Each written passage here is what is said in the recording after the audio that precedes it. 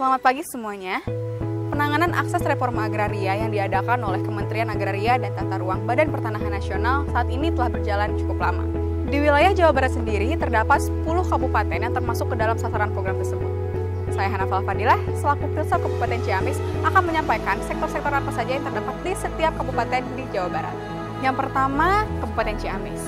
Kabupaten Ciamis sendiri melaksanakan penanganan akses reforma agraria di 4 desa.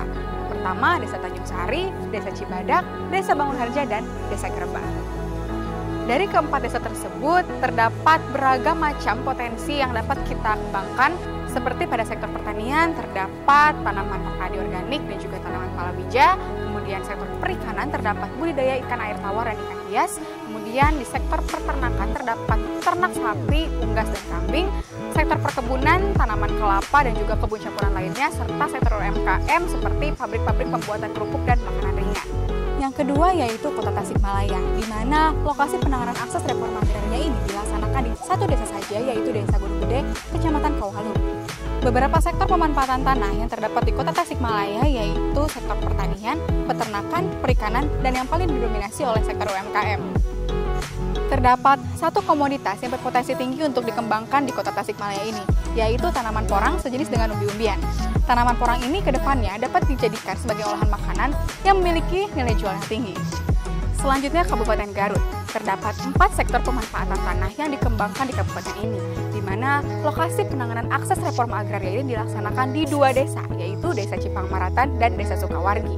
Keempat sektor tersebut ialah sektor pertanian berupa tanaman hortikultura, sektor peternakan berupa sapi perah, sektor perkebunan berupa kopi dan kapulaga, serta sektor UMKM yang didominasi oleh pembuatan minuman dari bahan dasar lemon, serta pabrik pengolahan gula aren.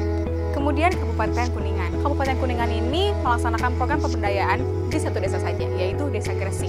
Terdapat 4 sektor pemanfaatan tanah yang dikembangkan di Kabupaten Kuningan ini. Kemudian sektor peternakan berupa ternak sapi, kambing, dan unggas. Kemudian sektor perkebunan berupa tanaman pisang. Sektor perikanan berupa budidaya ikan air tawar dan ikan hias, serta adanya kelompok usaha bersama. Kabupaten selanjutnya yaitu Kabupaten Sumedang, di mana lokasi penanganan akses reforma agraria ini dilaksanakan di Desa Margalaksana. Desa Margalaksana terdapat 3 sektor pemanfaatan tanah, yaitu sektor UMKM didominasi oleh pabrik dan olahan makanan, kemudian sektor pertanian didominasi oleh tanaman padi, sayuran, dan kapulaga, serta peternakan berupa ternak sapi, kambing, dan unggas. Selanjutnya Kabupaten Purwakarta, di mana melaksanakan program pemberdayaan masyarakat ini di Desa Galumpit. Sektor yang difokuskan pada Kabupaten Purwakarta ini yaitu sektor pertanian dan perikanan. Tujuan utama yang difokuskan dari Kabupaten Purwakarta ini yaitu mengembangkan usaha yang sudah ada dan juga menciptakan usaha baru dalam pengolahan ikan.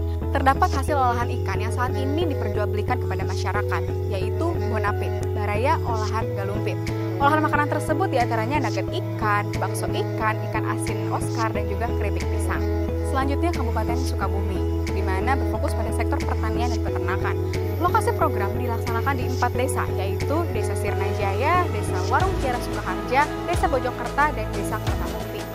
Komoditas yang saat ini dikembangkan di Kabupaten Sukabumi diantaranya pisang apendis, tepung tapioka, pengolahan pupuk organik, dan juga pengolahan pakan ternak untuk sapi dan domba.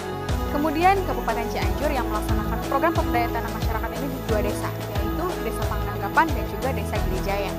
Kabupaten Cianjur berfokus kepada satu sektor saja, yaitu UMKM. Beberapa jenis UMKM seperti pengolahan keripik, pisang, talas, salai, dan singkong yang diperjualbelikan kepada masyarakat setempat.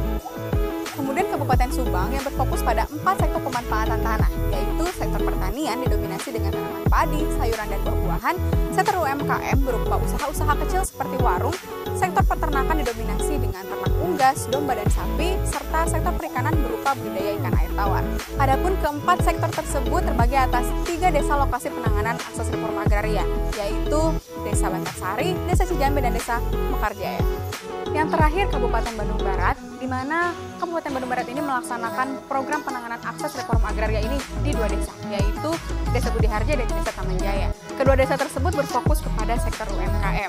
Desa Budi Harja cukup dikenal sebagai daerah pengrajin bambu yang menghasilkan produk atau barang yang berbahan dasar bambu. Sementara Desa Taman Jaya dikenal sebagai daerah yang menghasilkan kopi, minyak sereh, maupun gula aren.